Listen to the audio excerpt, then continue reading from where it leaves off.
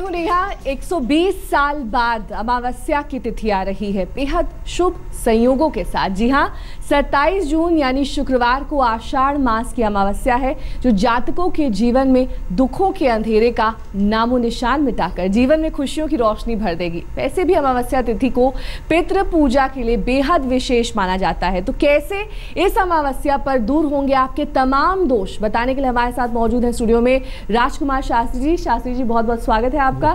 तो शास्त्री जी से हम पहले जानेंगे कि पूजा के तमाम उपाय क्या है, लेकिन उससे पहले ये जान लेते हैं कि क्यों खास है ये अमावस्या।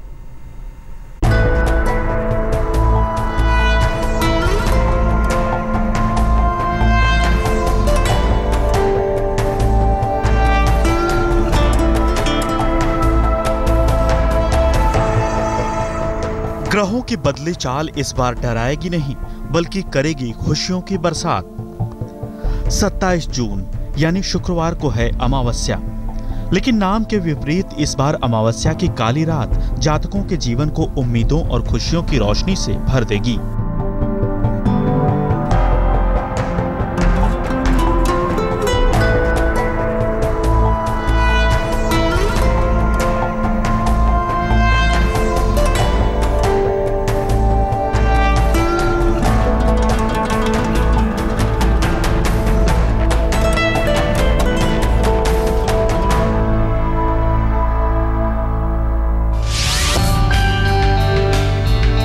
हिंदू पंचांग के अनुसार औसतन साल में 12 अमावस्या पड़ती है, लेकिन 12 अमावस्या में से आषाढ़, आश्विन, माघ और चैत्र मास की अमावस्या को बेहद शुभ माना जाता है।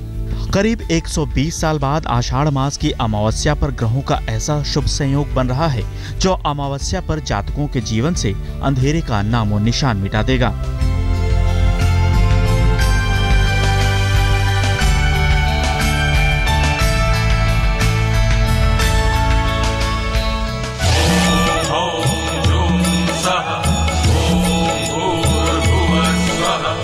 इस बार अमावस्या राहु के नक्षत्र आर्द्रा में आ रही है।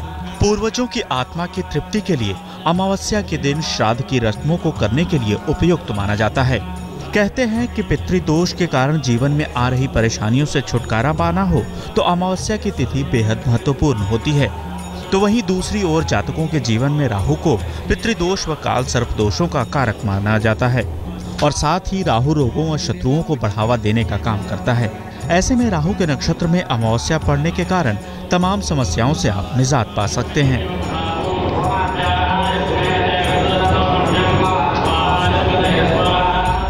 ज्योतिष के जानकारों का कहना है कि किसी भी पर्व या त्योहार पर शुभ प्रभाव तभी प्राप्त होता है जब ग्रहों का शुभ संयोग बन रहा है। अमावस्या की शुभ घड़ी में आर्द्रा नक्षत्र के साथ सूर्य, चंद्रमा और बुध मिथुन राशि में भ्रमण करेंगे, तो वहीं शुक्र अपनी राशि वृष में मौजूद रहेगा। गुरु पहले ही अपनी राशि कर्क में प्रवेश कर अतिशुभ स्थिति में पहुंच गए हैं, और रही सही कसर गुरु के पुनर्वसु नक्षत्र में होने के कारण पूरी हो जाएगी। शनि अपनी उच्च राशि तुला में मौजूद है।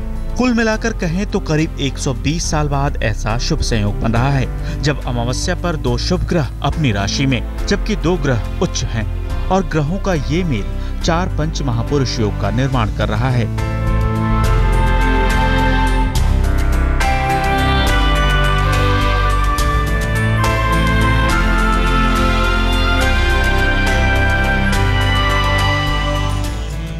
ज्योतिषियों का कहना है कि अगर इस दौरान कुछ पूजा और मंत्रों का जाप कर लिया जाए तो अमावस्या के शुभ प्रभावों को और भी बढ़ाया जा सकता है और मुश्किलों से पल भर में निजात पाई जा सकती है। अमावस्या के दिन बन रहे शुभ योग के कारण लंबे समय से चली आ रही बीमारियों से मिलेगी निजात, और शत्रु भी नहीं करेंगे परेशान। तो अमावस्या के मौके पर आप कैसे उठा सकते हैं ग्रहों के शुभ संयोग का पूरा लाभ, ये जान लीजिए आज आप, जिससे बन जाए आपका जीवन खुशहाल। आज तक ब्यूरो।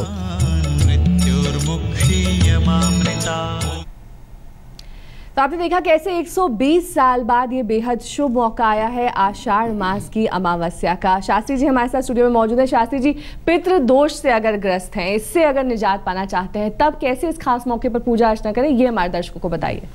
देखिए, जहां हम पितृदोष की बात करते हैं तो राहु अपने आप में पितृदोष कारक ग्रह होता है, और पितृदोष के लिए सुबह सूर्योदय से पहले पूजा के लिए उत्तम समय माना जाता है। जल में शहद मिलाकर के मौन होकर के स्नान करना चाहिए। जनेऊ धारण करना पितृ पूजन में बहुत आवश्यक है, इसलिए पितरों के नाम से तेल का दीपक भी जलाना बहुत आवश्यक है, तिल के तेल का। 5 ब्राह्मणों से प्रेत सूक्त का जो वर्णन है शास्त्रों में, उसका पाठ कराना चाहिए। और मिट्टी के बर्तन में चावल, काले तिल, दूध की खीर बना करके उसका पिंड बना लें, खीर का पिंड बनाएं और पिंडों को गंध अक्षत पुष्प से पूजन करने के उपरांत और पितरों की प्रसन्नता के लिए अमलतास के पत्तों पर पिंड रख करके और उन पिंडों को जल में प्रवाहित करना चाहिए। 3 पिंडों का दान करना चाहिए, ये आपको विशेष ध्यान रखना है।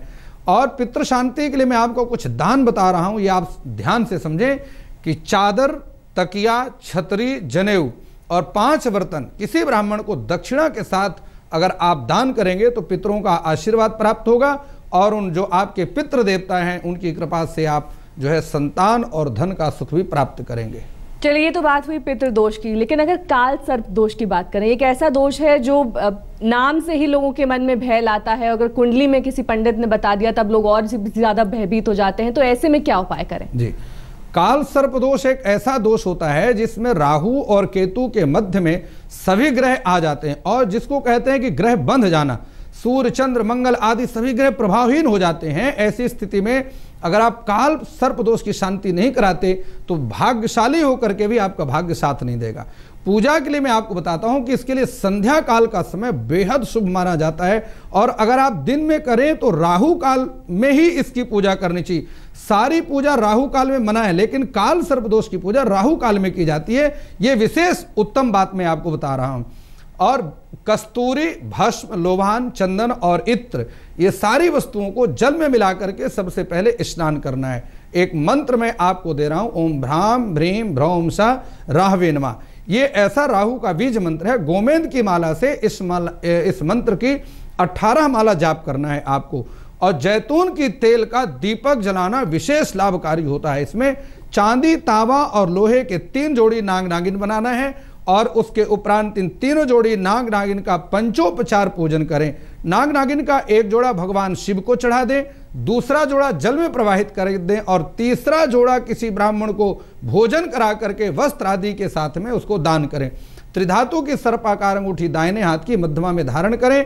मंत्र जाप करने के उपरांत हवन भी करना है। हवन में दूर्वा का प्रयोग विशेष रूप से करने का महत्व है। सरसों का तेल, काले तिल, कंबल, तलवार, ये सारी वस्तुओं को दान के रूप में आप करें। देखेंगे काल सर्पदोष बिल्कुल प्रभावहीन हो जाएगा और ये उपाय अपन घर में भी आप कर सकते हैं। अब शास्त्री जी बताइए कि अगर मांगलिक दोष है और मांगलिक जो लोग होते हैं उनके विवाह में कई कठिनाइयां आती हैं, मांगलिक ही ढूंढना होता है, ऐसे में वो क्या करें? देखिए, जहां मंगलिक दोष की बात करते हैं तो जो है ये वर और कन्या दोनों के लिए बड़ा ही विचित्र होता है और मंगल सबसे प्रभावशाली ग्रह होता है और इसका ध्यान कर राहु काल में इसका पूजन करना है। एक मैं आपको मंत्र दे रहा हूं, रांग मंगल तमसे नमः। इस मंत्र का ओम रांग मंगल तमसे नमः मंत्र का 7 माला जाप करें। दुर्गा सप्तशती में सप्त श्लोकी का जो वर्णन है उसका पाठ करें। वरगद की जड़ में आप मीठा जल, दूध आदि मिला करके और उसमें जड़ में डालें। 108 परिक्रमा करते हुए उसकी मिट्टी अपने माथे पर जो है तिलक के रूप में लगाएं। दाहिने हाथ की अनामिका उंगली में लोहे का छल्ला अगर आप पहनते हैं तो आप देखिए इससे आपको विशेष लाभ की प्राप्ति होगी। घर में रोज गूगल का धूप जलाना चाहिए, लेकिन दूसरी धूप नहीं जलाना चाहिए, अगरबत्ती भी नहीं जलाना चाहिए, यह ध्यान रखना है।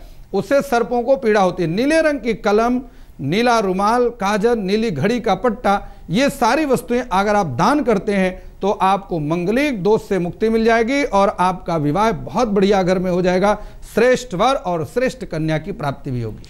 अब शास्त्री जी, शनि दोषों की अगर बात कर लें, जो लोग शनि दोषों से ग्रस्त रहते हैं वो अक्सर काफी ज्यादा कठिनाइयों से जीवन में गुजरते हैं, ऐसे लोग किस तरह से पूजा पाठ करें इस बेहद विशेष दिन? देखिए, शनि जो है ये अपने आप में एक पितृ दोष कारक ग्रह होता है और बहुत सारी परेशानियां शनि के कारण होती, राहु के कारण होती हैं। ओम, मैं आपको मंत्र दे रहा हूं कि सायंकाल का इसका समय ओम रांग अर्ध शरीराय नमः, ओम रांग अर्ध शरीराय नमः, इस मंत्र का 72 बार जाप करना है। 18 चौक 72 बार। ओम ऐं ह्रीं शनैश्चराय नमः, ये एक ओम ऐं ह्रीं श्रीं शनैश्चराय नमः, इस मंत्र का 23 बार उच्चारण करना है। 23 नींबुओं की माला शनिदेव को चढ़ाना है इससे। और भैरव मंदिर में अगर आप दूध का दान करें तो विशेष लाभ की प्राप्ति होगी।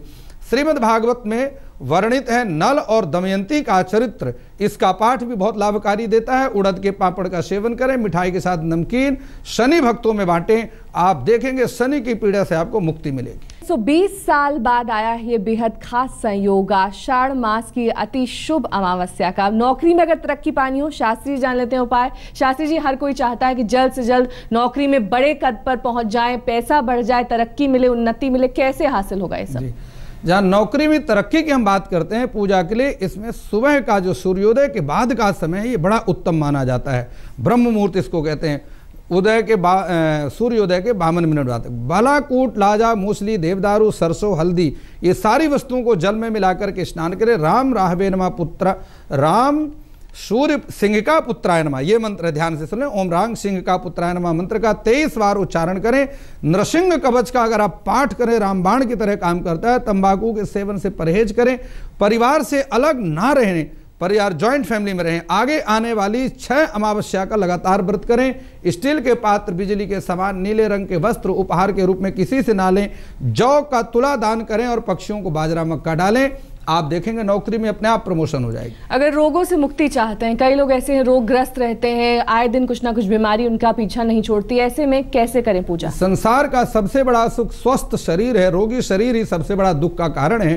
पूजा के लिए मैं आपको बताऊं कि इस रोग मुक्ति के लिए रात्रि का समय सर्वसे श्रेष्ठ होता है। राहु के साथ मां दुर्गा की पूजा करना बहुत आवश्यक है।